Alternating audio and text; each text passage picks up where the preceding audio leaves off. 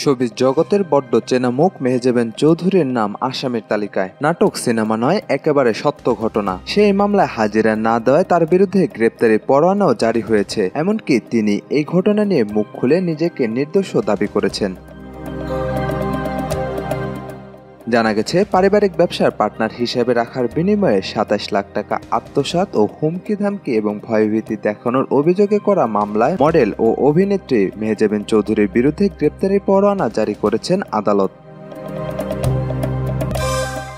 গ্রেফতারি পরোয়ানা জারি হওয়ার পরই অভিনেত্রী নিজের ভেরিফাইড ফেসবুকে আবেগঘন এক পোস্টে নিজেকে নির্দোষ দাবি করে লেখেন, আজ একটি ভুয়া ও মিথ্যা মামলার সংবাদ দেখে আমি বিস্মিত। আমি মনে করি বিষয়টি সম্পূর্ণ ভিত্তিহীন এবং উদ্দেশ্য প্রণোদিত গুজব ছাড়া কিছু নয়। এই ধরনের কোনো ব্যবসায়িক কর্মকাণ্ডের সঙ্গে আমি সরাসরি বা প্রত্যক্ষভাবে জড়িত নই। যে বা যারা এমন ভিত্তিহীন মামলা করেছেন তাদের কাউকে আমি চিনি না। যারা আমাকে চেনেন তারা জানেন আমি কেবল আমার অভিনয় ও পেশাগত দায়িত্বে সর্বদা নিবেদিত। আমি এমন কোনো ব্যবসায়িক কর্মকাণ্ডে নেই যেখানে আইনি জটিলতায় জড়ানোর প্রশ্ন আসে।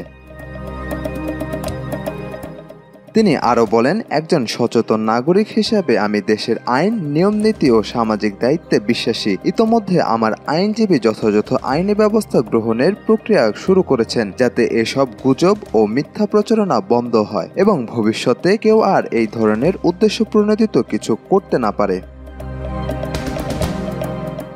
পোস্টের শেষাংশে সবাইকে বিভ্রান্ত না হওয়ার আহ্বান জানিয়ে মেহেজাবিন লেখেন, আমি আমার সহকর্মী গণমাধ্যম কর্মীদের অনুরোধ করছি ভিত্তিহীন কোনো তথ্য যাচাই ছাড়া প্রকাশ করবেন না এবং আমার সকল শুভাকাঙ্ক্ষী ভক্ত ও পরিচিত জনদের বলবো, আপনাদের ভালোবাসা আর আস্থাই আমার সবচেয়ে বড় শক্তি। বিভ্রান্তি না ছড়িয়ে সত্যের পাশে থাকুন।